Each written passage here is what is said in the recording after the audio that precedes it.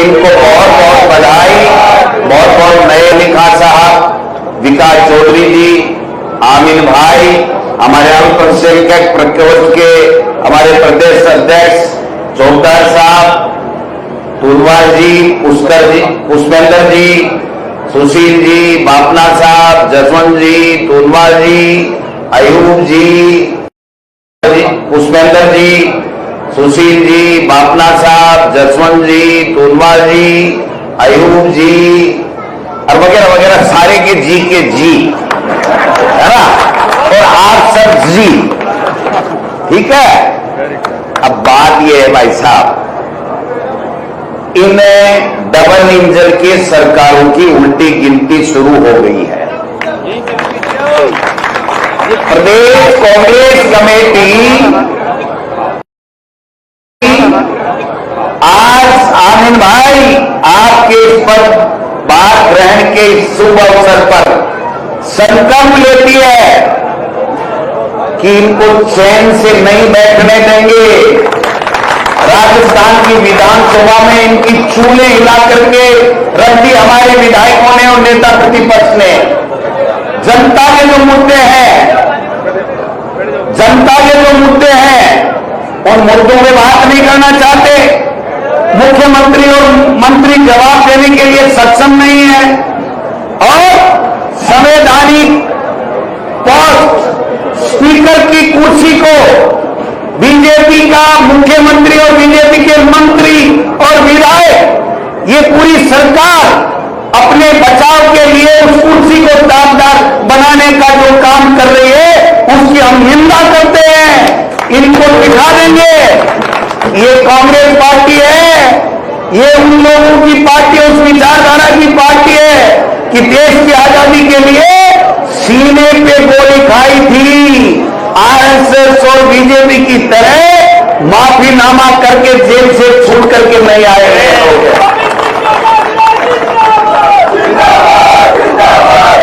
आप बताओ,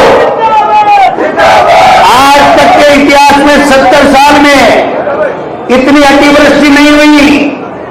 सैकड़ों लोग मारे गए अतिवृष्टि के कारण से, हजारों किसानों के बेघर हो गए, पशुधन की हानि हो गई और हमारा मुख्यमंत्री पूरे ब्यूरोक्रेसी को लेकर के, मुख्य सचिव से लेकर के जिला कलेक्टरों तक पूरे राजस्थान को ब्यूरोक्रेसी को लेकर के सुबह 11 बजे बैठता है, रात को 9 बजे छोड़ता है, फील्ड में जाने नहीं देता है, काम करने नहीं देता है, मंत्री फील्ड में घुस नहीं सकते, एमएलए की चपरासी मानता नहीं है।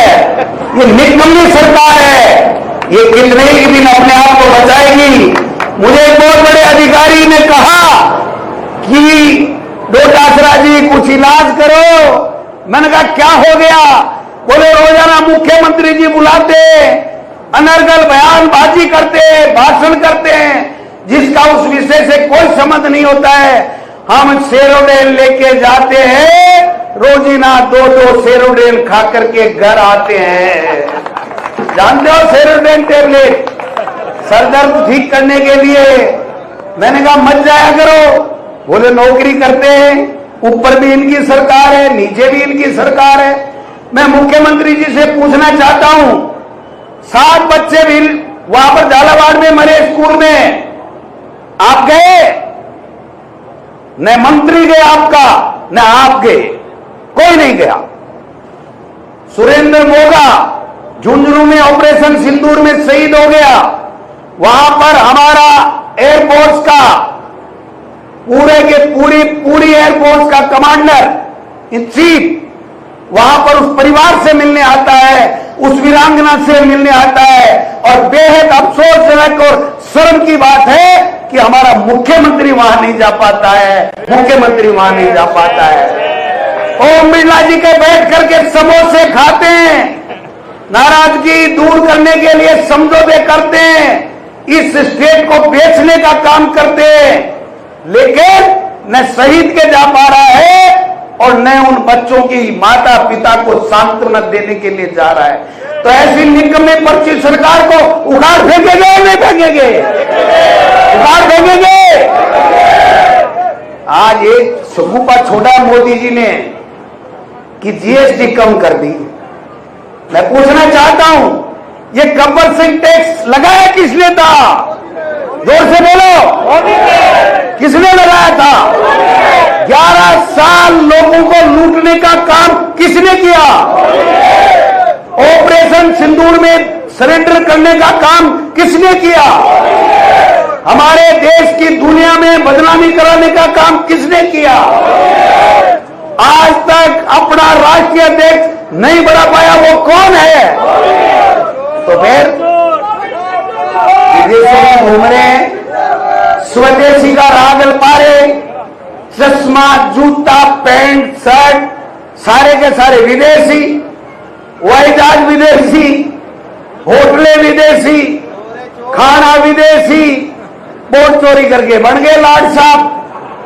ये जो जीएसटी का ऊंट के मुंह में जीरे वाला काम किया है ना, ये केवल और केवल 5 साल अपनी कुर्सी बचाने के लिए किया है। लेकिन मैं कहना चाहता हूं, राहुल गांधी जी और खड़गे साहब ने मोदी जी आपकी चोरी पकड़ ली है। आप 5 साल केंद्र की सरकार नहीं चला सकते। और एक बात और कहना चाहता हूं, ये राजस्थान की पर्ची 5 साल समय पूरा ये पहले वाली नहीं कर सकती है। ये पर्ची राजस्थान में बदलेगी, हिंदुस्तान में ताकत बल देगा। राहुल गांधी इस देश का आने वाले समय में प्रधानमंत्री बनेगा, इंडिया गठबंधन का प्रधानमंत्री बनेगा।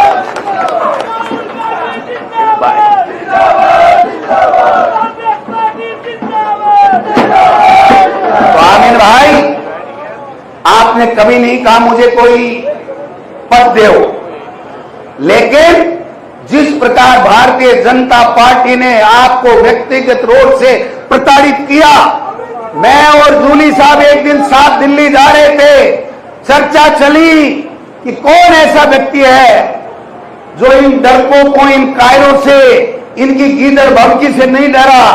तो जूली साहब ने कहा उसका नाम अमीन पठान है, अमीन पठान।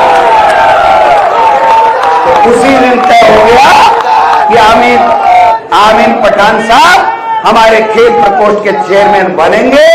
राहुल गांधी और खड़गे साहब ने आपको जिम्मेदारी दी है, पूरी कांग्रेस पार्टी आपके साथ में है। निकाल दो इनका जनाजा बीजेपी वालों का। इस सरकार का जनाजा निकालना जरूरी है, क्योंकि ये सरकार जनता विरोधी सरकार है, जनता के विरोध में काम कर रही है, पर्चियों से बने हुए हैं, काम कर नहीं पा रहे हैं, इसलिए इनकी विदाई करना बहुत जरूरी है। आज मुझे कोई कह रहा था, आज मुझे कोई मीडिया का भाई कह रहा था, आज मुझे कोई मीडिया का भाई कह रहा था कि आज मीडिया के सामने मोदी जी रोए, मीडिया के सामने मोदी जी रोए। मैंने कहा इसका मतलब गारंटी मान लेना, ये सरकार 5 साल पूरा नहीं कर पाएगी। और मुझे कोई व्यक्ति कह रहा था कि मुख्यमंत्री जी 15 तारीख पहले देश आप सब लोग आए, आपने अमीन पठान साहब का हमारा स्वागत किया। सारे एमएलए साथ ही जितने मंच पे आप बैठाने वाले सब लोगों को पुनः बधाई और शुभकामना देना चाहता हूं। और राजस्थान की विधानसभा में टीकाराम जूली जी के नेतृत्व में जब बजट सत्र आएगा, इनकी भैं बुला देंगे, भैं बुला देंगे, भैं बुला देंगे। ये सरकार खड़ी नहीं हो पाएगी, ये सरकार घुटनों के बल चलेगी। और घुटनों के बल चलेगी तो भी पकड़ पकड़ करके वापस लेते हैं। आप सब लोग प्रदेश कांग्रेस कमेटी में आए हैं। प्रदेश कांग्रेस के अध्यक्ष के नाते आपका स्वागत है, अभिनंदन है। आज से शुरू कर दीजिए इस डबल इंजन की सरकारों को, इंजनों को सीज करने का काम कांग्रेस का कार्यकर्ता करेगा। धन्यवाद। जय हिंद, जय भारत, जय कांग्रेस। धन्यवाद।